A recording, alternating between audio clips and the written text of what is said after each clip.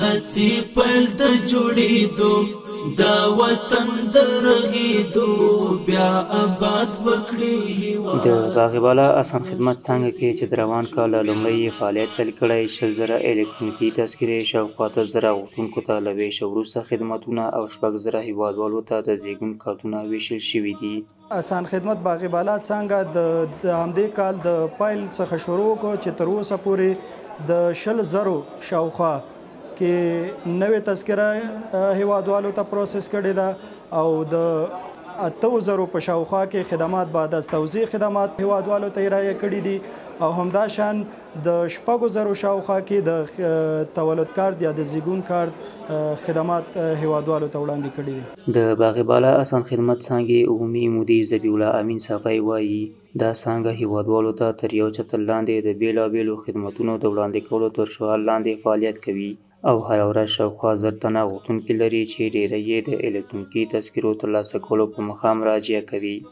د ښاغلي صافي په وینا په دې څانګه کې د زیږون کارت، مړینې پرچې او د نوو الکترونیکي تذکرو پر ویش سربیره له ویش وروسته خدمتونه هم وړاندې کیږي. ویش څخه وروسته خدمتونو څانګه کې ټول هغه خدمات چې په ریاست کې ترسره کیږي مونږ یې دلته ترسره کولی شو، لکه د کارت په مخ باندې د معلوماتو تغییرول، تجدید چې په هغې کې 2 برخې دي، یا نصب فوټو دی یا د بایومتریک اخیستل دي، او مصنع او ثبت تولد او ثبت ازدواج. په دغو بخشونو کې موږ هیوادوالو ته خدمات وړاندې کوو. هغه هیوادوال چې کارت تولد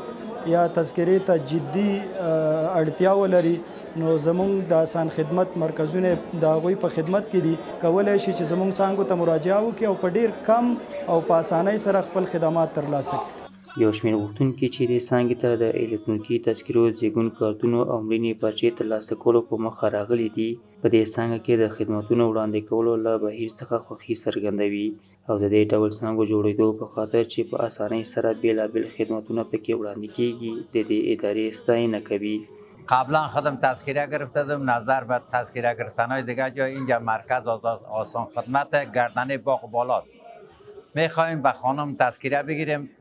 نظر به بسیار جاهای دیگه انشالله به زودترین وقت این تذکره را به دست مردم میده و مردم خدمت خوب میکنند و دیگه مردم با پیام همیست کسی که تذکره ضرورت داره بیان در مرکز آسان خدمت گردنه باغبالا، انشالله در 2 روز کارشان راحت میشه، تذکره خود گرفته میتونند. اینجا آمدیم در آسان خدمت به خاطر گرفتن کارت تولد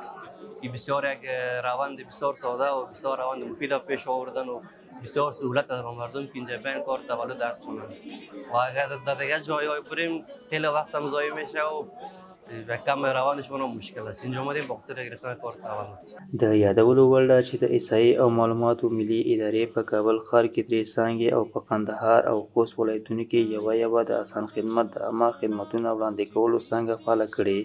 په پام کې ده چې د 1402 کال په ترڅ کې په هرات، بلخ او ننګرهار ولایتونو کې هم د آسان خدمت څانګې جوړې او فعالې کړي. دا ځپلی د جګړو بیا آباد وکړي هېواد.